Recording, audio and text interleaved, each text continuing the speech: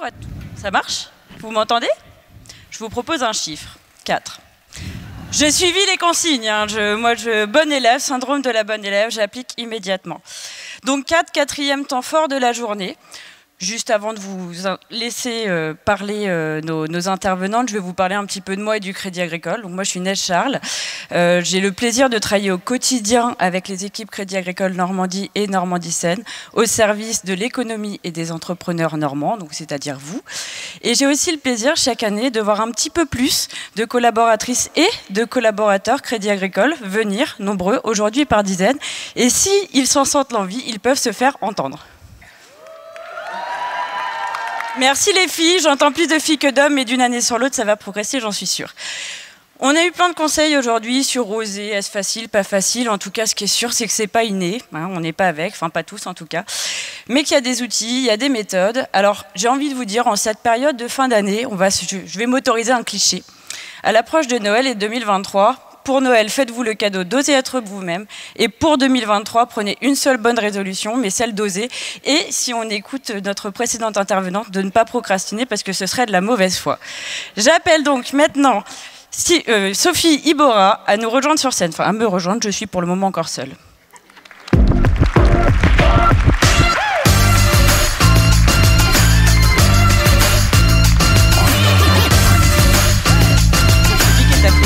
Ça va? Merci. Bonjour à toutes et à tous. Édouard Philippe, ce matin, pour celles et ceux qui étaient là, nous a donné plein de conseils concernant l'art oratoire, en tout cas la prise de parole en public. Je vais commencer par faire tout le contraire. Pardon. Il nous a dit ce matin, écoutez, c'est pas la peine de dire que vous êtes très heureux d'être là, mais si. Moi, je voudrais vous le dire, je suis très très heureuse d'être avec vous aujourd'hui. Je voudrais aussi, tant pis, remercier Léa Lassara et toute l'équipe des Core Members pour cette invitation et pour cette organisation exceptionnelle. Mais oui, allez. Vous dire aussi que la tribune, que je représente aujourd'hui, est très fière de ce partenariat que nous avons initié il y a déjà 3 ans.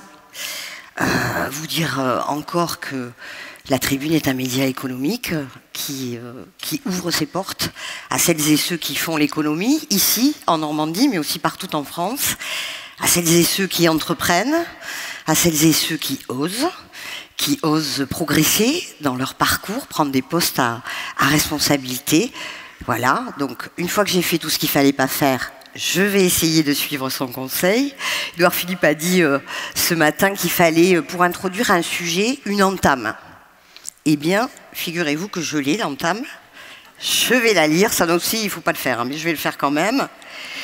Il s'agit d'une citation de Pablo Neruda qui dit « Il meurt lentement, celui qui devient esclave de l'habitude, celui qui ne prend pas de risques pour réaliser ses rêves. » Alors ça pose le décor, vous l'avez compris, on va parler d'audace, on va se demander si oser est plus facile à dire qu'à faire, sortir de ses habitudes, de sa zone de confort, de ses conditionnements, parfois peut paraître une montagne pour les uns ou bien une simple formalité pour les autres, oser parler, changer, créer, diriger et même tout plaquer, sans avoir peur du jugement des autres, de leur regard, en accord avec ses valeurs, ses moteurs et ses ambitions. L'audace est-elle la condition pour réussir sa vie ou bien s'agit-il d'une injonction un peu difficile parfois à relever? Et si finalement, le plus grand pari, c'était d'oser être soi-même? Ce sont des questions que nous allons nous poser avec 4 invités, 4 personnalités qui, elles, pour le coup, ont osé dans leur vie. Ils sont dirigeants, entrepreneurs et même vice-amiral de la Marine nationale. Je vous demande de les accueillir chaleureusement. Anne Culler, Bérangère Haut, Marie Poirier-Fauvin et Ilès Zaoui, s'il vous plaît.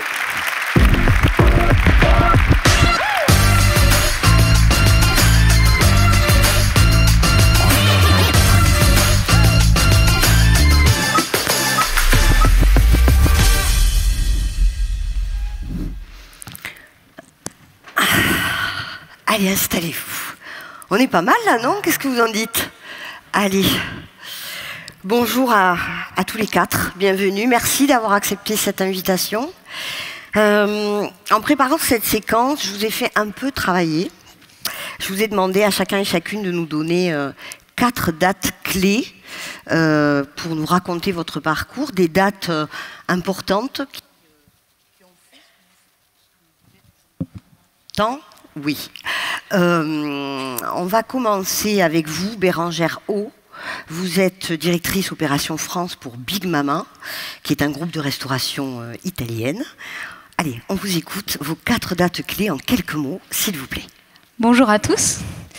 Alors, comme l'audace, dans l'audace, il y a un peu d'impertinence, j'ai décidé de stresser Sophie et de ne pas répondre tout à fait à la consigne. Elle m'a demandé d'être rapide et elle m'a demandé 4 dates clés. Je vais arriver avec 5 dates clés. Oh non! Mais je serai rapide quand même. Première date clé, c'est en 2004. Alors, c'est quoi une date clé? Pardon. Comme j'entame l'exercice, je l'ai interprété comme ça. Une date clé, c'est une date qui a immédiatement ou dans le long terme bouleversé ma vie et changé le cours des choses. Donc, première date clé, pour moi, c'était en 2004, c'est quand j'ai eu HEC. Ça a été une date clé parce que ça a été quelque part le premier succès pour moi personnel, objectif, où je me suis dit, mais en fait, ouais, toi aussi, tu peux arriver à faire des trucs un peu forts. Et avant, j'y croyais pas du tout. Donc ça a été peut-être une date clé, moi, dans mon cheminement et dans la confiance que j'ai gagnée en moi-même. Deuxième date clé, c'était en 2007, pardon, où j'ai rencontré mon mari, enfin celui qui est devenu mon mari. Évidemment, ça a changé ma vie. Troisième date clé, 2008, je commence sur le marché du travail, crise de Lehman Brothers, je me fais virer.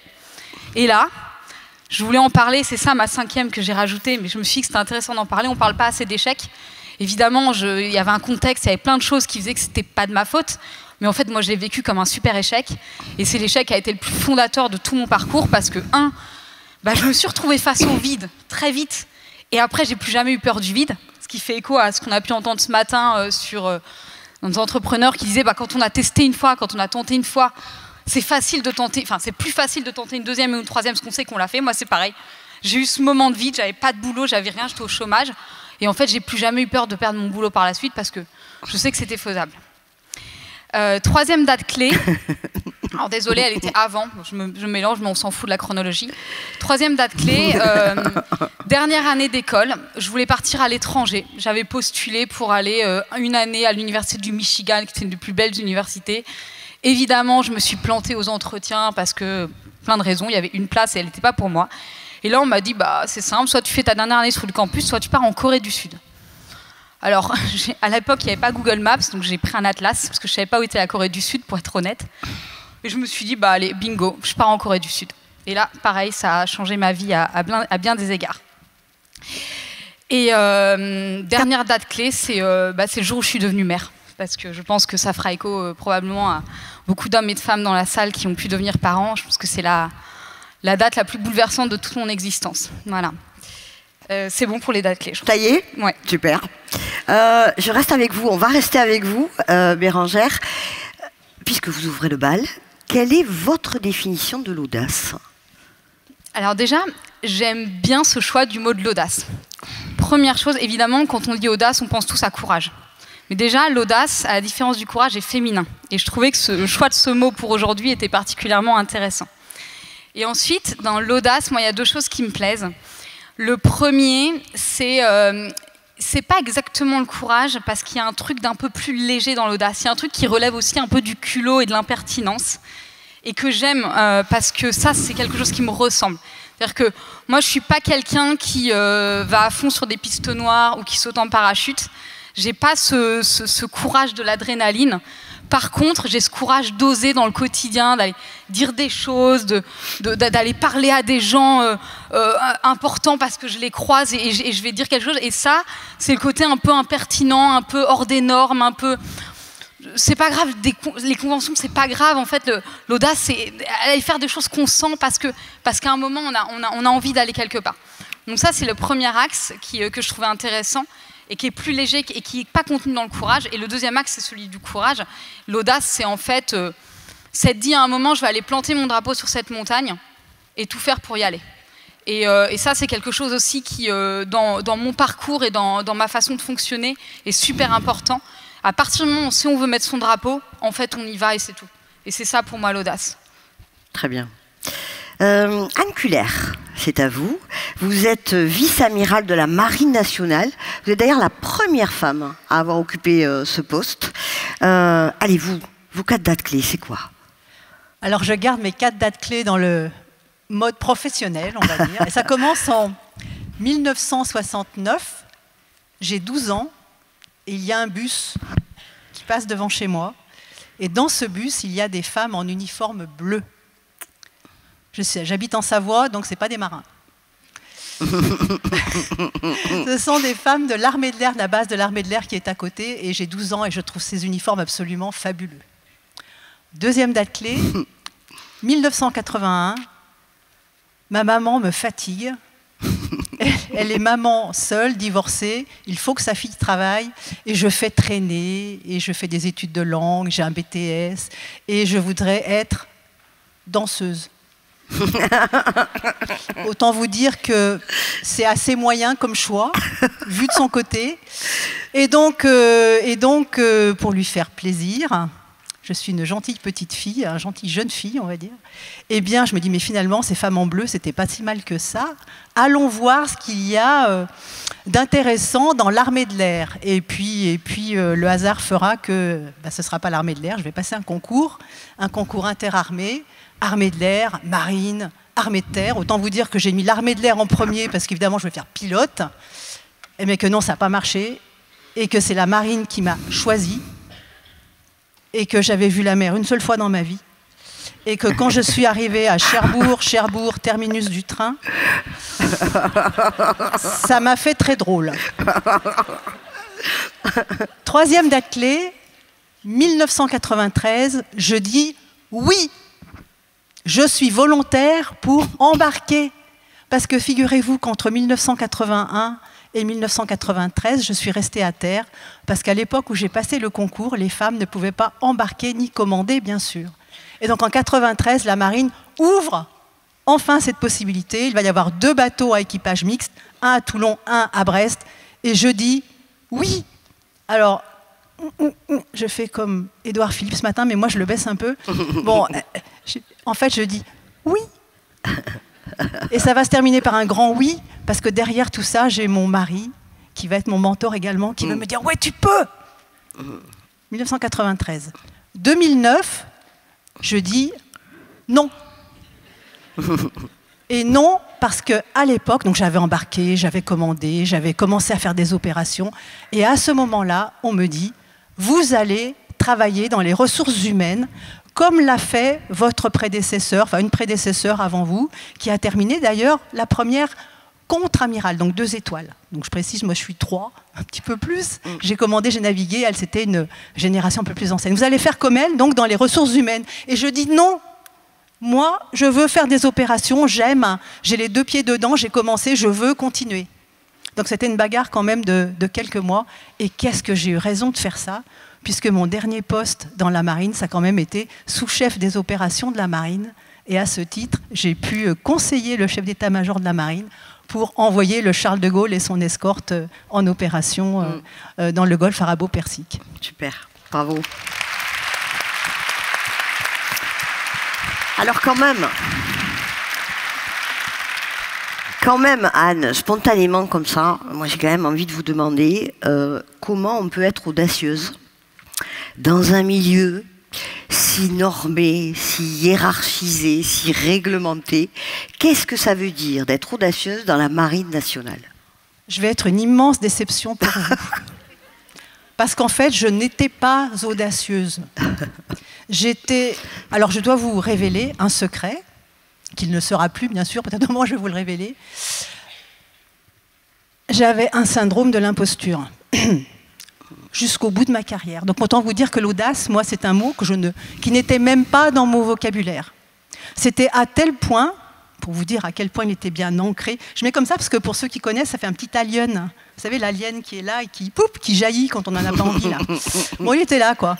Et donc de temps en temps, plouf, il jaillissait. Et j'étais là, je dis, oh, mais ils vont se rendre compte, je me le disais, hein, que je suis une imposture. C'est pas possible. Ils vont s'en rendre compte. Et donc, je l'ai eu jusqu'au bout de ma carrière. Donc, l'audace, moi, je ne savais pas ce que c'était. Par contre, ce qui m'a animée, je vais en parler de mon petit moteur. J'avais un petit moteur quand même. Et ce petit moteur, il a commencé assez tôt, enfin, je dirais, allez, quand même, au bout de 11 ans, 80, 93, c'est classique, c'est à terre. À partir du moment où je mets le pied sur un bateau, ce petit moteur, il se met en route. Et ce petit moteur, c'est là, je suis en train de faire quelque chose que les femmes dans la marine n'ont pas fait jusqu'à présent. Eh oui.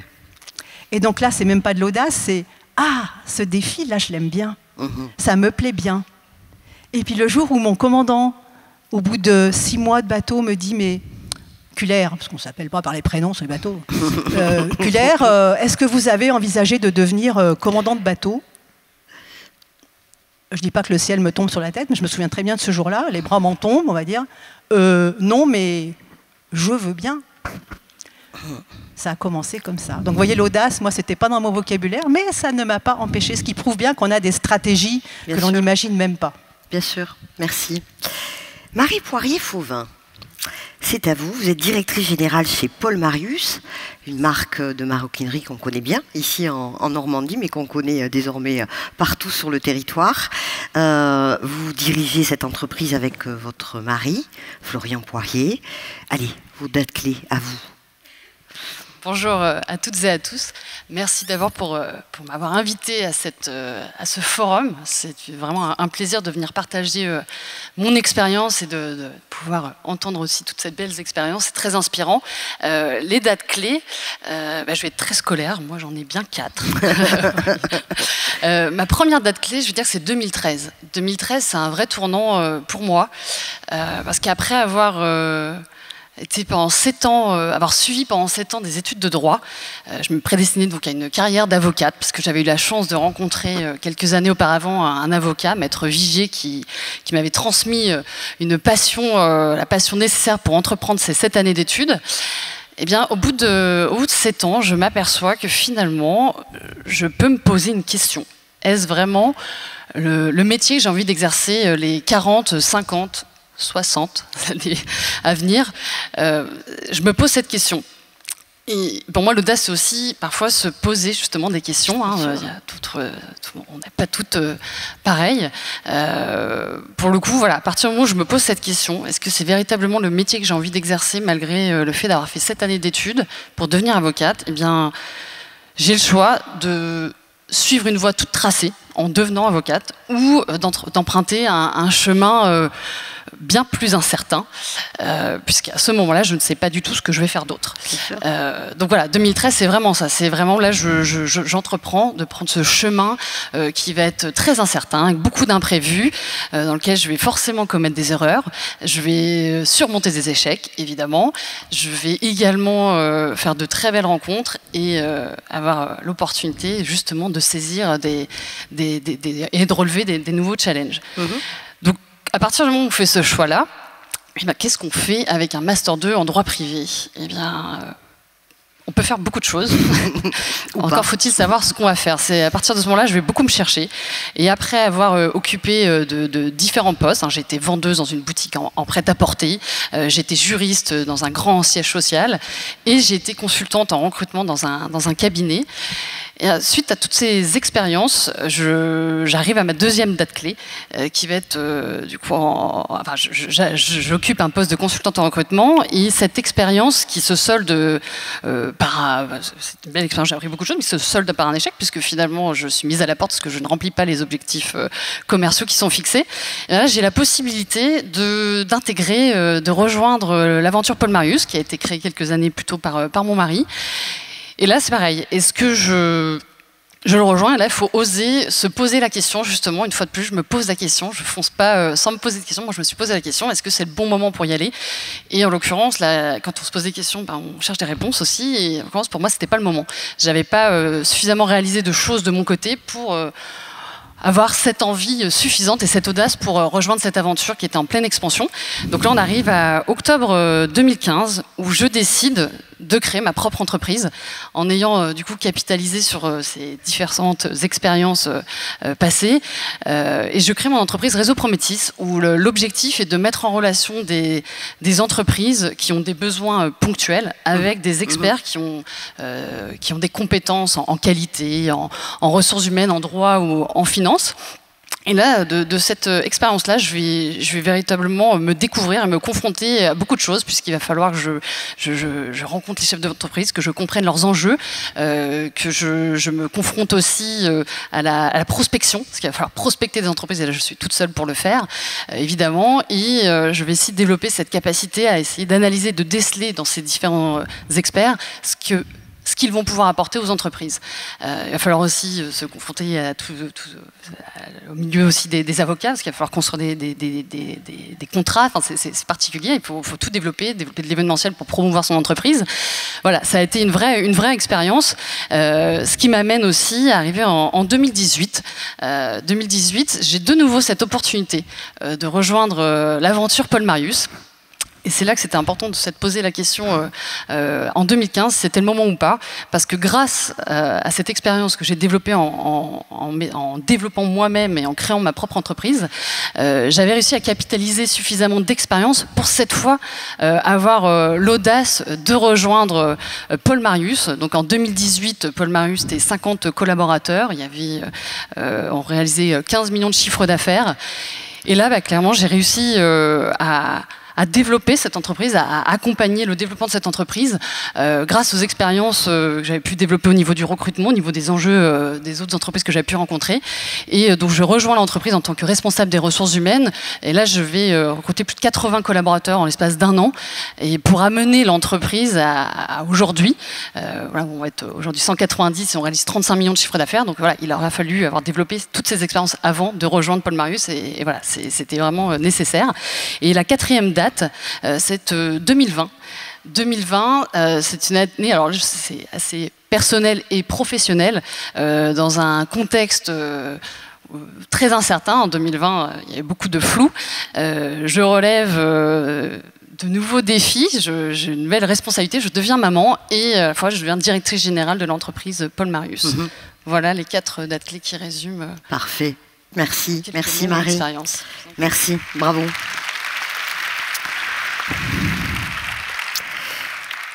Ilès Zaoui, c'est à vous. Merci d'avoir eu le courage d'être le seul homme de cette table. Merci pour l'invitation et je suis ravi d'être ici et de représenter les hommes aussi. Très bien. Mais nous on est ravis, hein. Quand il y a mixité, on est ravis. Hein.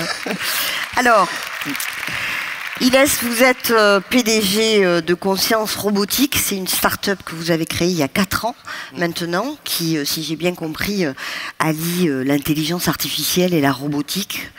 Vos dates clés, hein. Ok, donc j'ai 3 dates clés, je vais en ajouter une 4e. Non, c'est pas grave. D'accord.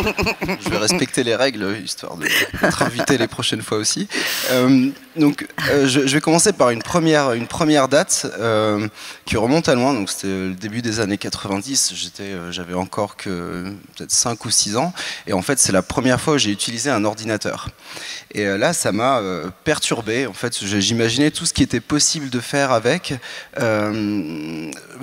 J'en dormais même plus de temps en temps. Et c'est immédiatement devenu une passion. Je veux dire, il fallait que je comprenne comment ça fonctionne. Bien sûr, cet ordinateur, petit comme j'étais, je l'ai ouvert, je l'ai cassé, il fonctionnait plus. Voilà, j'ai réussi à en avoir un second. Et ça a quand même dirigé presque toutes mes études. Donc c'était ma passion, j'en ai fait bien sûr mes études. Jusqu'au Master 2 en informatique avec une spécialité algorithmique. Et là, on arrive à cette deuxième date que je trouve spéciale, puisque c'est le moment où on termine ses études, on se retrouve avec un diplôme et puis un choix important. Surtout à l'époque en informatique, sur d'autres domaines aussi, mais voilà, qu'est-ce qu'on fait avec ça? Et donc on arrive à cette deuxième date. Donc moi, pour ma part, ce que j'ai fait... Donc j'ai quitté ma chère Normandie, je suis allé à Paris et j'ai commencé à travailler et j'ai commencé à travailler comme beaucoup pour de grands groupes, sur l'informatique, sur l'optimisation, créer de nouveaux outils, de nouveaux process, essayer d'optimiser au maximum les systèmes informatiques présents, donc super. Mais en parallèle, et c'est là où c'est important, j'avais toujours cette passion. Et durant mon temps libre, je commençais ma propre intelligence artificielle pour la robotique. L'idée initiale, c'était juste de faire en sorte qu'un robot bipède apprenne à marcher tout seul, comme un enfant. Les années avancent, donc je fais des missions passionnantes, celles que j'évoquais juste avant, mais au fur et à mesure du temps, cette petite intelligence artificielle prenait de plus en plus de temps dans mon temps libre et la passion prenait de plus en plus le dessus. Et là, j'arrive à une troisième date clé, c'est le jour où je l'ai nommé, en fait, je l'ai appelé Conscience. Je l'avais écrit j'avais fait un petit logo, j'avais mis 2 points sur le haut pour faire une sorte de clin d'œil à la robotique un peu humanoïde. Et là, ce système avait une identité. Je ne pouvais plus faire marche arrière. Il avait une identité, ça s'appelait Conscience. C'était un système existant, voilà, vraiment une identité. Donc ça, c'est vraiment une date clé. Je pense qu'à ce moment-là, on était en 2014. Et donc ça prenait de plus en plus de temps. Je continue comme ça jusqu'à 2015. Et là, en 2015, ce n'était plus possible. J'ai tout quitté. Je suis revenu en Normandie. J'ai quitté tout le confort que je pouvais avoir sur place. Et j'ai fondé cette société ici en Normandie à Caen. Très bien. Bravo. Ouais, donc j'ai quand même la 4e date. Ah pardon, excusez-moi. Pardon. Non mais c'était la 4e date, j'en ai divisé une en 2 en fait, mais très bien. Pardon. On peut l'applaudir, ouais. Alors justement, je reste avec vous, Ilias. Vous m'avez dit, quand on a préparé cette séquence, spontanément, c'est la première chose que vous m'avez dite. Vous m'avez dit, il faut oser pour soi et pas pour les mauvaises raisons. Alors moi je veux savoir qu'est-ce que ça veut dire ça, qu'est-ce que ça veut dire, et puis surtout quelles ont été vos raisons justement à vous pour oser entreprendre. C'est vrai, pour oser, effectivement il y a plusieurs raisons, souvent on va le faire aussi pour la famille, pour les proches, mais je pense que c'est vraiment pour soi-même qu'il faut le faire. Parce que entreprendre, c'est des hauts, c'est des bas, c'est vraiment une course de fond, mais en même temps un sprint, une sorte de sprint de fond. Et du coup, évidemment, il faut que ce soit pour soi, puisque de temps en temps, on va se retrouver tout seul avec ce sujet, avec ses plaisirs, mais aussi ses problèmes qui sont liés à tout ça. Et je pense, moi, personnellement, que c'est quelque chose qu'on doit vraiment faire pour soi-même, pour tenir dans la longueur. Oui, bien sûr. Bérangère, vous avez 37 ans, on peut le dire. On peut encore le dire. Donc vous êtes une jeune dirigeante, mais il se trouve que dans vos équipes, vos collaborateurs et collaboratrices sont encore plus jeunes que vous. Ils ont une moyenne, je crois, de 22 ans, 22, 23 ans. Moi, ce qui m'intéresse de savoir, c'est si vous notez une différence entre les générations, c'est-à-dire est-ce que ces jeunes ont la même approche finalement de ce que l'on peut définir comme quand on parle d'audace, ou bien est-ce que les choses ont changé, le rapport au travail a changé, le rapport à la progression dans l'entreprise a-t-elle changé?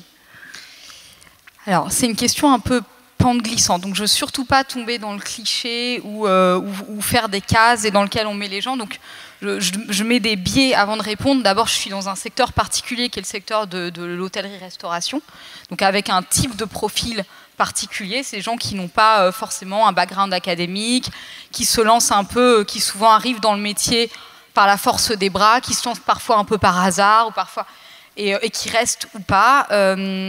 Et j'ai envie, ma première impulsion, c'est de dire oui. Moi, j'ai constaté, par rapport à il y a 15 ans, quand j'étais au début de mon parcours, je constate des mouvements aujourd'hui chez les jeunes de 22, 23, 24 ans très différents de ceux que moi j'avais à l'époque.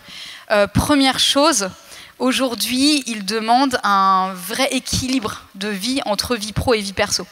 Je me souviens, à 22 ou 23 ans, j'étais dans ma tête, hein, et je ne dis pas du tout que c'est une bonne chose, mais j'étais quelque part dédiée corps et âme à mon début de parcours.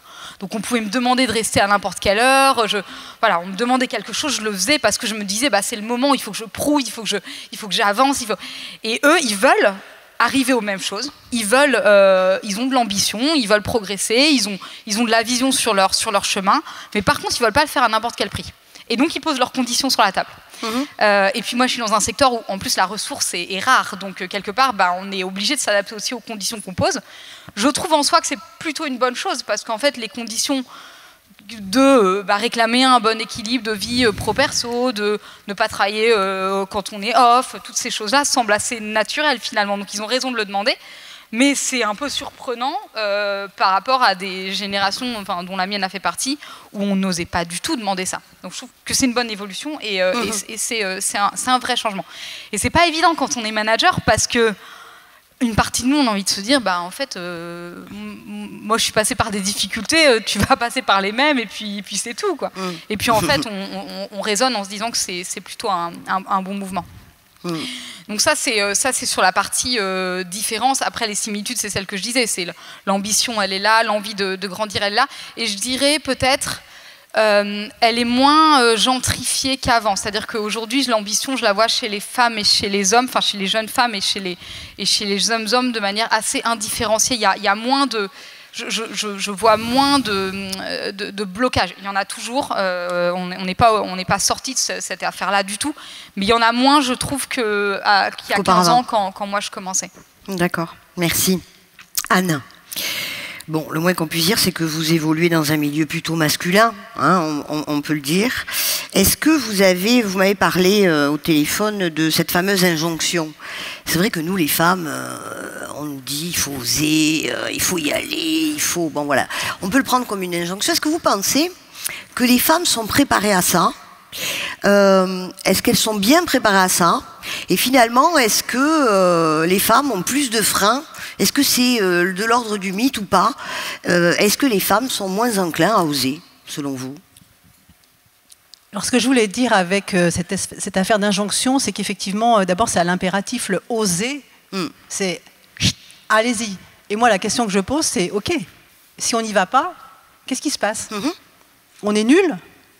On ne sait pas faire? On a peur? Qu'est-ce qui se passe? Quel est le regard que la société va poser sur nous, notre entourage, etc., nos chefs, nos collaborateurs, si on n'ose pas? Donc c'est très très lourd ce oser là. On en parle beaucoup. Donc je ne veux pas rentrer dans des platitudes ou des généralités parce que ce mot on s'en repaît quelque part. Oser, allez-y. Mais je pense que oui, vous le savez tous. Enfin, ma grande conviction, moi, c'est que bien sûr, nous les femmes, je suis désolée de dire ça, mais nous les femmes, nous traînons un petit peu notre culture, notre éducation depuis des siècles. Ok, tout le monde le sait. Ça va prendre du temps à remonter un petit peu la pente, mais comme vous le disiez très justement, les jeunes femmes que vous voyez maintenant, ça change. Elles ont de l'ambition. Et tiens, je peux en parler de l'ambition. Parce que l'ambition, vous allez rire, tout à l'heure c'est un syndrome de l'imposture, mais vraiment je vais vous décevoir. Hein. L'ambition, moi c'était niveau 0, vous voyez, c'est l'étal de basse mer. L'étal de basse mer. Et donc la question qu'on peut se poser, c'est une femme comme moi qui a 0 ambition, comment se fait-il que je sois arrivée à ce niveau-là, finalement? 3 étoiles, 2 commandements de bateau, etc., etc. Bien sûr. Là aussi, je vais vous révéler un secret. C'est parce que des gens ont cru en moi. Ouais. Et que ces gens-là, en tout cas dans la marine, étaient des hommes. Donc merci messieurs, déjà. C'est énorme, il faut le dire, je crois que c'est important. Mais je n'ai jamais reçu, moi en tout cas, je n'ai jamais vécu... C'était comme Caroline ce matin qui nous disait très sincèrement, mais moi j'ai jamais vécu dans le oser en permanence. Voilà, j'ai avancé, j'ai mis un pied devant l'autre. Et ce que je dis souvent, moi j'ai une petite métaphore toute simple. Alors c'est pas le vélo pour le coup, c'est le saut à l'élastique. Ça m'avait marqué quand j'étais adolescente, on faisait du saut à l'élastique là en sport. Hein. Et donc quand vous faites du saut à l'élastique, à un moment donné vous allez viser de plus en plus haut, évidemment. Mais vous n'allez pas partir tout d'un coup avec à 1m70. Donc vous allez vous entraîner à 1m20, 1m30, ça va monter progressivement, puis vous testez, vous partez de votre allez, on le dit, la zone de confort. Hein. Ok, je sais sauter jusqu'à 1,20 m, et puis je me teste à 1,25 m, etc. Et là, on ose. Donc c'est vraiment, moi, ça a été en tout cas petit pas, si c'est osé, hein, petit pas par petit pas. Et ça, je pense que, quelle que soit notre éducation, quelle que soit la culture, quel que soit le milieu d'où on vient, ce petit pas par petit pas, il est extrêmement vertueux, parce que d'abord, on a moins de chances de se planter. On pourra revenir peut-être tout à l'heure sur se planter, l'échec, etc. Oui. Et donc, on rentre dans un cercle véritablement vertueux. Est-ce que je peux me permettre juste de rebondir sur... tu as dit une chose que je trouve hyper intéressante. Tu dis, j'ai avancé parce que des hommes ont cru en moi. Et en fait, je trouve que tu as mis le doigt sur précisément ce qui manque à beaucoup de femmes aujourd'hui, en tout cas de ma génération et probablement des générations au-dessus, c'est de trouver en interne, en son fort intérieur, ce moteur-là qui fait qu'elle croit toute seule en elle-même. Là où les hommes ont en fait beaucoup moins de problèmes. C'est-à-dire qu'un homme, moi j'ai été à un moment bras droit de grands patrons chez Accor, et je voyais défiler des hommes qui venaient réclamer des postes, qui s'essayaient, qui disaient mais ce truc-là il est pour moi, ce truc-là il est pour moi, machin. Je voyais jamais de femmes faire ça. Et les femmes, quand on les approchait, elles disaient bah non mais moi j'attends qu'on me propose. Et en fait, aujourd'hui, c'est vraiment ça qu'il faut réussir à faire basculer comme déclencheur. Et en tant que parent, moi je me rends compte aussi qu'on a un rôle énorme à jouer dans toutes les petites phrases qu'on dit. Alors moi, j'ai que des garçons, mais je vois bien déjà les garçons, comment on les éduque. En fait, un garçon, on lui dit, mais non, il faut que tu sois le meilleur. On te tape, bah, faut que tu ripostes. Tu dois pas te laisser écraser. On dit tous ces messages-là. J'ai eu des disputes avec mon mari parce que non, il dit tu dois pas pleurer, t'es un garçon. Mais j'ai dit, c'est quoi cette phrase en fait? Et pourtant on a tous les deux envie de l'égalité homme-femme. Mais en fait on se rend pas compte, on est plein de petites phrases comme ça qu'il faut qu'on essaye de gommer dans l'éducation de nos enfants. Et puis après il y a le rôle des parents, mais il y a le rôle de l'école. Mais en fait toutes ces choses-là, elles se jouent pendant l'enfance, je pense. L'éducation, bien sûr. Marie, vous dirigez, on l'a dit tout à l'heure, votre entreprise avec votre conjoint. Est-ce que c'est plus facile ou parfois plus compliqué d'oser et de diriger à deux? Ça, c'est ma première question. Et puis, vous avez vécu, il y a peu de temps, une crise au sein de Paul Marius. Alors justement, moi, ce qui m'intéresse de savoir, c'est quand on est un couple comme ça, de dirigeants, voilà, comment on accueille les choses et comment on travaille. Est-ce que c'est plus facile ou pas? Alors, est-ce que c'est plus facile de diriger une entreprise en couple? Je dirais que c'est une aventure humaine très enrichissante. C'est très important d'être... je trouve que c'est une vraie force d'être en couple finalement quand on dirige une entreprise, du moins une entreprise comme celle qu'on dirige aujourd'hui, comme Paul Marius, parce que l'entourage, qu'on a largement entendu ce matin, l'entourage est nécessaire. Et le fait de comprendre ce que l'autre vit pour le soutenir au mieux et être un véritable moteur, c'est fondamental. Et je pense qu'on ne peut pas mieux comprendre ce que l'autre vit tant qu'on ne vit pas la même chose. Bien sûr. Donc effectivement, c'est une vraie force, je pense, de travailler ensemble. Après, là où le message que je tiens vraiment à faire passer, c'est important de se rendre compte de la réalité de l'entrepreneuriat aussi. C'est-à-dire qu'il y a une vraie prise de risque. Clairement, il y a une vraie prise de risque. Financière, c'est évident, mais humainement, on s'expose beaucoup. On s'expose à être jugé, on expose notre couple, on travaille ensemble, évidemment. Mais c'est une vraie mixité, comme toute mixité, c'est-à-dire une mixité des sexes, une mixité des compétences, des cultures. C'est un vrai apprentissage, véritablement. Concernant notre aventure personnelle, c'est une complémentarité parce que Florent a cette capacité à être très créatif, à être visionnaire dans son domaine, à envisager et innover le secteur dans lequel nous développons notre entreprise. Et quant à moi, je vais être complémentaire puisque ma valeur ajoutée, ça va être justement de détecter les valeurs ajoutées de nos ressources humaines pour justement orchestrer et donner vie à tous ces projets. Donc c'est une vraie complémentarité. Après, la réalité, dans l'entreprise, dans le fait d'entreprendre, il y a tout ce qu'on voit de l'extérieur. Il y a ce qui brille. On voit les développements, une croissance fulgurante. On voit aujourd'hui 39 boutiques, ça se développe beaucoup. On a la chance de vivre cette success story. Certes, c'est une vraie aventure, mais il faut y voir aussi, effectivement, on parle de crise de croissance, parce que ça, on n'en parle pas assez. Et pourtant, je pense que ça fait écho à ce que vivent beaucoup de chefs d'entreprise, beaucoup d'entrepreneurs. C'est que la réalité en interne, c'est très différent. C'est-à-dire qu'aujourd'hui, être collaborateur Paul Marius, c'est être très très exigeant avec soi-même, puisqu'on n'arrive pas, on ne passe pas d'une entreprise qui générait 45 000 € de chiffre d'affaires à une personne qui était le fondateur au fond de la cave de ses parents, à aujourd'hui, en même pas 12 ans, une entreprise qui réunit 190 collaborateurs et qui réalise 35 millions de chiffre d'affaires sans difficulté. C'est surtout ça qu'il faut voir, les difficultés à remonter au quotidien.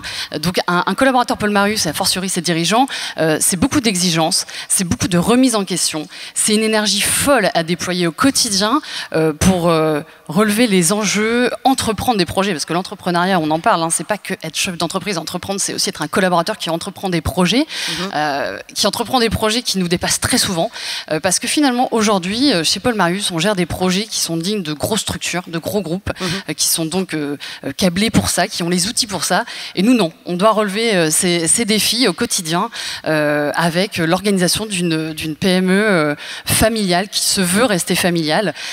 Donc c'est difficile, ça demande beaucoup de résilience, de remise en question, de pugnacité, et je pense que ça génère aussi beaucoup de désillusions, parce que voilà, structurer c'est aussi ça. C'est pas, faut pas voir que ce qui brille, faut voir toutes les difficultés que ça génère et voir l'énergie qu'il faut déployer, l'optimisme qu'il faut avoir au quotidien. Et voilà, donc c'est important de travailler ensemble parce que je pense que c'est très moteur. Et aujourd'hui, on travaille ensemble, mais on a entrepris chacun de notre côté. Et ça, c'est important. Parce que Florent, quand il a eu cette idée de créer Paul Marius, heureusement que j'étais là pour le pousser justement dans cette démarche, pour entreprendre. Et quand moi, j'ai justement commencé à avoir cette idée qui émergeait, heureusement que Florent m'a poussé également. Et ça nous a permis aujourd'hui d'entreprendre tous les deux. Très bien, merci. Ilyes et puis Bérangère peut-être. Est-ce que, d'un côté, Bérangère, vous êtes dirigeante, Ilyes, vous êtes entrepreneur. Est-ce qu'il faut la même audace pour entreprendre, pour créer une entreprise, que pour la diriger? Est-ce qu'il y a des différences? Est-ce qu'il y a des points communs? Est-ce qu'il faut les mêmes leviers, les mêmes ressorts, que l'on soit entrepreneur ou dirigeante? Okay. Je pense qu'il y a quand même un tronc commun, effectivement, qui est un peu lié au thème d'aujourd'hui. C'est-à-dire qu'on va voir plein de barrières arriver, il va falloir les surmonter. Donc ça, que ce soit pour la création ou pour la direction. La création, ce qui est... La différence, c'est que la création, ça va être quelque chose d'assez court, alors que, comme je le disais tout à l'heure, entreprendre, c'est parti même pour la vie, en fait. Donc oui, il y a un tronc commun, c'est de mettre un peu sa peur de côté, ne pas hésiter à y aller. Et donc oui, je pense qu'il y a vraiment ce tronc commun important.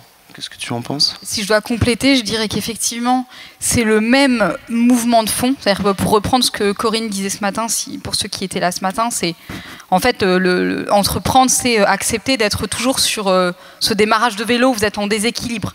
Et en fait, c'est un état d'esprit. Donc, c'est que vous soyez entrepreneur vraiment en partant de la page blanche, ou que vous soyez dans une entreprise ou un poste de dirigeant où vous devez prendre des risques ou prendre des décisions qui mettent d'autres personnes à risque, vous êtes sur un état d'esprit d'audace. Mais par contre, si l'état d'esprit est le même, ça va être des déclinaisons totalement différentes. Par exemple, moi j'ai une admiration sans borne pour probablement la moitié d'entre vous qui êtes des entrepreneurs. Et toi, Ilyes, moi je ne suis pas entrepreneur et je ne pourrais pas monter ma boîte. Ce n'est pas du tout mes qualités. Par contre, vous me donnez quelque chose, un système, et je sais le faire grandir, je sais, ça m'excite. Donc c'est vraiment des manières différentes de décliner, par contre, un truc qu'on a en commun qui est une audace d'avancer, une vision, une envie de prendre des risques pour faire avancer une machine. D'accord. Bien. Il nous reste déjà 5 minutes, c'est dingue comme ça passe. On va essayer en 5 minutes. J'ai envie de vous demander à chacun et chacune, c'est quoi le truc le plus audacieux que vous ayez fait dans votre vie? Allez, en 1 minute, chacun. Je vais encore être vraiment l'ultime déception de votre fin de journée. Vous allez voir. Je crois que le truc le plus audacieux que j'ai fait récemment, c'est de décider d'avoir un chien.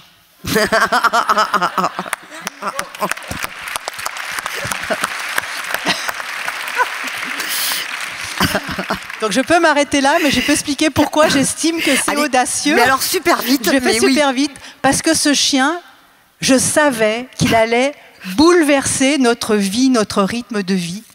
On ne pourrait plus voyager comme avant, on ne pourrait plus vivre comme avant. Et instinctivement, j'ai dit, mon Dieu, qu'est-ce que tu es en train de faire, qu'est-ce que tu es en train de faire? Et je l'ai fait. Et j'en suis ravie. Voilà, c'est très court. Bon. On en est ravis. Voilà, c'est que du bonheur au bilan. C'est que Bien du sûr. bonheur. Bérengère. Bon, moi, je vais partir sur la sphère professionnelle. Je pense que le mouvement le plus audacieux que j'ai fait, en fait, j'ai pas beaucoup raconté ma vie, mais donc je vous ai dit que j'étais chez Accor à un moment et j'avais des postes. J'étais bras droit au début du numéro 2 du groupe et après du patron Europe. Et avant ça, j'avais eu des expériences de consultant ou de bras droit. J'avais jamais managé une seule personne dans ma vie. Et tout à l'heure, je vous ai dit, je suis quelqu'un qui réfléchit à la montagne et au drapeau. Et assez tôt dans mon parcours, quand je me suis retrouvée au chômage, ma date clé de tout à l'heure, je me suis dit, moi, en fait, ce que je veux, c'est être dans l'univers de l'hospitality, parce que c'est ça qui m'excite. Et un jour, je veux être dirigeant dans cet univers-là. Je veux manager des hommes, je veux être dans les opérations, je veux diriger du terrain. Et quand, au bout de 5 ans, j'avais pas managé une seule personne, je me suis dit, à un moment, si tu veux arriver dans ton objectif, maintenant, il faut que tu fasses la bascule. Il faut que tu passes du côté stratégique, murmuré dans l'oreille des dirigeants, au côté, tu vas aller diriger une équipe terrain. Et donc, je me suis un peu, au sein du groupe Accor, j'ai essayé de trouver un poste opérationnel.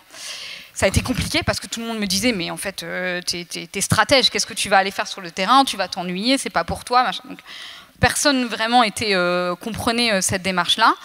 Et quelqu'un a cru en moi à un moment, il m'a proposé un poste et on m'a proposé de diriger un restaurant japonais. Alors moi, j'avais jamais managé, j'avais 27 ans et c'est un restaurant, il y avait 30 collaborateurs, donc première expérience managériale, on propose de manager 30 collaborateurs, il y avait 29 hommes, une femme, ils avaient en moyenne d'âge 50 ans et moyenne de vie dans le restaurant 20 ans. Donc en fait, et c'était des Japonais. Et donc en fait, quand on connaît un peu cette culture, mon mari est coréen, donc je peux parler de ces cultures, où le plus important, c'est le respect de l'âge. La deuxième chose la plus importante, c'est le respect, il y a une forme de respect de l'homme un peu plus fort, l'homme est un peu... Et donc moi j'avais 27 ans, je voulais tout changer, je me retrouvais en face de personnes plus âgées que moi. Donc en fait, managérialement, il y avait exactement écrit la route de l'échec.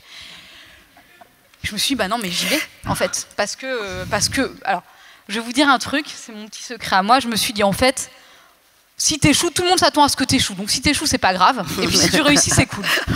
Et j'y suis allée, j'ai réussi. Merci. Merci, Bérengère. Ilyes ? Oui, alors évidemment ça rejoint ce qu'on disait tout à l'heure, la 4e date. Ah oui, vous mixez vous le truc, c'est pas mal, bonne méthode. Ce qui est intéressant, c'est que autour de moi, que ce soit les collègues, que ce soit les amis ou même une partie de la famille, me disaient non, il y a un certain confort. En plus, l'intelligence artificielle, c'est difficile à apercevoir à quoi ça peut vraiment servir. Et j'étais un peu seul avec moi-même, et du coup ça rejoint aussi ce que je disais tout à l'heure, c'est-à-dire qu'il faut que ce soit pour soi-même, et je l'ai tout de même fait. Donc là, je pense que c'est ça qu'on peut retenir par rapport à la question. Très bien, bravo, merci. Allez Marie, regardez, il nous reste 1 minute avant les questions. Voilà, allez-y. Je relève le défi. Donc la chose la plus audacieuse, c'est plusieurs choses. Comme je l'ai dit au tout début, ça a été d'oser se poser certaines questions et notamment de se détourner d'une voie qui était toute tracée, comme je l'ai dit, parce qu'aujourd'hui, si je n'avais pas fait ce choix de ne pas devenir avocate, clairement, je n'aurais pas les fonctions que j'ai aujourd'hui, parce qu'il ne faut pas oublier, ça c'est important dans l'audace, c'est que l'audace c'est un vrai cheminement pour moi. C'est-à-dire qu'on n'ose pas devenir directrice générale d'une PME comme Paul Marius du jour au lendemain. Il a fallu forcément oser plusieurs petites actions pour atteindre cet objectif, qui n'était pas un objectif à la base, en plus. Donc ça, c'est important s'il y a un message à délivrer, c'est vraiment ça. C'est aujourd'hui, quand on ose des choses, finalement, on atteint sur l'échelle de la confiance en soi, on atteint des niveaux qui vous permettent d'entreprendre des choses encore plus audacieuses le lendemain. Et donc, c'est véritablement ça, en fait, la plus belle chose audacieuse, ça a été de faire le premier pas, en se disant, finalement, je ne vais pas devenir avocate, alors que tout le monde pouvait me dire, mais t'as quand même pas fait 7 ans de droit pour rien. Eh ben non, peut-être pas pour rien, mais peut-être pas non plus pour devenir avocate. Donc c'est vraiment ça, d'avoir cette audace et du coup forcément derrière d'avoir eu l'audace de créer sa propre entreprise, d'avoir eu aussi l'audace d'aller chercher les personnes. Jean-Louis Louvel en fait partie. C'est-à-dire que voilà, quand on est seul, il faut avoir l'humilité aussi de savoir bien s'entourer, en ayant l'humilité d'aller demander des conseils aussi. Et je trouve vraiment, s'il y a un conseil à retenir, c'est important d'aller chercher les avis, les conseils de personnes qui sont bienveillantes, qui ont une expérience folle, vraiment une expérience. Et en fait, vous gagnez un temps fou. Parce que surtout quand on a la chance d'entreprendre à mon âge, on va gagner beaucoup de temps. Parce que c'est des chefs d'entreprise, des entrepreneurs qui ont capitalisé beaucoup de choses sur des années. Et vous, en quelques échanges, vous allez avoir accès à ça. Et ça, c'est vraiment ça aussi. Avoir eu l'audace d'aller démarcher certaines personnes pour leur demander leur avis. Et clairement, quand on entreprend, si c'est pas vous qui faites la démarche, personne ne la fera pour vous. Donc c'est important. Et de rester très optimiste aussi. Ça, c'est fondamental, optimiste et pugnace. Parce que le chemin, il va être très long. Très dur, c'est une certitude. Il y aura plus de moments difficiles, mais ce qu'il faut retenir, c'est comme devenir parent. Ce sont vraiment les moments les moments galvanisants seront peut-être moins fréquents, mais ils seront tellement forts et intenses que ce sera vraiment un moteur pour entreprendre encore plus. Parfait. C'est ça l'audace, c'est démarrer, super. Faire le premier pas. Merci, voilà. Merci Marie. Allez, il nous reste quelques minutes pour accueillir vos questions. Voilà, on vous écoute. Nos invités sont là pour vous répondre. Est-ce qu'il y a des questions? Madame. Alors déjà, merci beaucoup Sophie pour la pertinence des questions. Merci. Donc ça c'est super. Merci à vous quatre pour les témoignages que vous nous avez apportés, les éclairages. Moi j'aimerais savoir, parce que entreprendre, souvent on a aussi des messages contraignants qui nous tombent dessus, soit fort, soit parfait. Bref, on a des injonctions aussi, comme le disait Anne. Moi j'aimerais savoir, parce que je pense que c'est aussi un point pour réussir, comment est-ce que votre vulnérabilité vous a aidé à arriver là où vous en êtes aujourd'hui? Qui veut répondre? Quelle vulnérabilité? Je peux prendre la parole. Je pense que... Alors, pareil, je ne veux pas tomber dans les clichés, mais je pense qu'effectivement, la question est pertinente parce que les femmes vont avoir un ressenti de vulnérabilité probablement plus fort que celui des hommes. Et je dirais, en tout cas dans mon parcours, que ma vulnérabilité, elle m'a donné cette dose d'humilité qui a permis derrière de, toujours se remettre en question. Et donc, progresser parce qu'on essaye toujours de chercher les choses qu'on n'a pas forcément bien ajustées pour mieux les ajuster, etc. Donc déjà, c'est un moteur personnel qui permet du coup de monter en sagesse, de monter en compétence et d'être un meilleur manager, puisque c'est mon métier aujourd'hui de manager. Et cette humilité aussi, elle permet de, peut-être, comme tu le disais tout à l'heure, de faire des plus petits pas parfois, mais de mieux les sécuriser. C'est comme ça que je répondrai à la question. Je peux juste rajouter sur la vulnérabilité. À mon sens, la vulnérabilité est dans le regard que les autres portent sur nous, femmes. J'ai juste une toute petite remarque là-dessus. Moi, c'est ce que j'appelle l'effet qui se coule. Ce que j'ai vécu en tout cas, alors j'espère que maintenant c'est plus le cas, mais ce que j'ai vécu, c'est une femme se plante. Oh ben c'est normal, c'est une femme. Une femme réussit, ah bah oui, mais elle a dû coucher avec tout le monde. Bon, j'ose espérer que les choses évoluent. Mais c'est vraiment le regard que les autres portent sur nous. Alors, en avoir conscience, ça peut aider.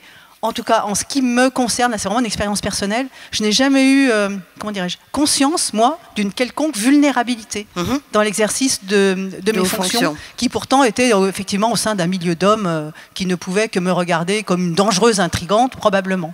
Ok. Allez, une autre question, 2 minutes 15 au compteur. Moi, Léa, elle m'a dit, attention, là, c'est comme ça et pas autrement, donc j'applique. Bonjour mesdames, monsieur, Coco des Trois Villages, j'ai une question. Ça fait 3 ans que j'entreprends et aujourd'hui je me retrouve à un carrefour où j'ai énormément de ressources mais que ça devient des faiblesses parce que je ne sais plus quoi choisir. Qu'est-ce que vous avez comme conseil quand on se retrouve perdu parce qu'on a trop de possibilités? Alors, quand on a trop de possibilités, effectivement, déjà c'est une chance d'avoir beaucoup de possibilités. Après, effectivement, là ça rejoint pour moi la première étape du cheminement. C'est important de se poser les bonnes questions et de se faire correctement accompagner. Quand je dis accompagner, c'est pas forcément par des experts, mais justement capitaliser sur les expériences des gens qui peuvent vous entourer. Trop de ressources, c'est pas forcément un problème en soi.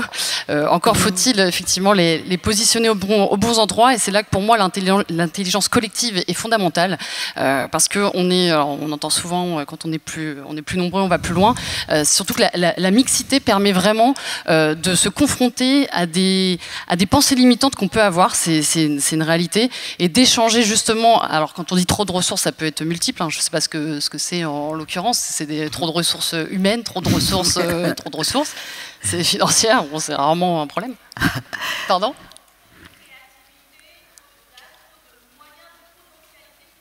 Mais c'est génial, ça c'est un sujet. Trop de créativité. Bérengère, peut-être rebondir aussi. Je voulais juste du coup vous partager moi ce que je fais quand j'ai du mal à choisir. Alors déjà, je rebondis, effectivement, trop de possibilités ou trop d'idées ou trop d'autres, c'est plutôt une chance. Donc c'est de la richesse, et la frustration, c'est de devoir trier au milieu de cette richesse. Moi, ce que je fais quand j'ai du mal à choisir, c'est que je convoque mes valeurs, ou alors je convoque ce fameux drapeau.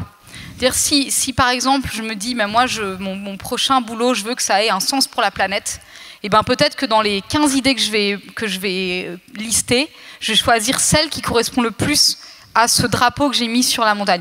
Si dans mes valeurs, il y a... si j'ai une valeur en particulier qui me tient à cœur, je vais l'utiliser comme moteur dans un choix multiple que j'ai. Donc en fait, c'est voilà, moi un conseil que je pourrais avoir, c'est convoque soit votre but, le but que vous avez en ce moment, soit des valeurs très personnelles que vous avez, qui sont les vôtres et qui sont intimes, pour vous dire, ok, en fait, laquelle correspond, laquelle va être la plus cohérente par rapport à qui je suis, et aller sur cette idée-là. Moi, si tu peux juste ajouter, j'ajouterais même qu'en plus de ça, prenez l'idée la plus lointaine, celle qui semble la plus inatteignable. Comme ça, le chemin sera encore plus intéressant. Et de quoi avez-vous véritablement envie aussi? C'est important de se poser. Quel mot de la fin, quel mot de la fin. Merci pour vos questions. Merci à tous les quatre infiniment d'avoir répondu, d'avoir joué le jeu si brillamment. J'ai des trucs à vous dire, mais je lis parce que je ne me rappelle plus. Alors, oui, si, ça je m'en rappelle. Vous pouvez retrouver Bérengère à l'espace rencontre et dédicace, parce que Bérengère va vous signer un livre de recettes italiennes. Donc voilà, et puis discuter aussi avec nos intervenants. Il y a aussi, et ça il ne faut pas que j'oublie, un happy hour à 17h30 où vous êtes évidemment éminemment invités. Il me reste à vous souhaiter une excellente soirée et vous dire merci pour votre écoute. Merci.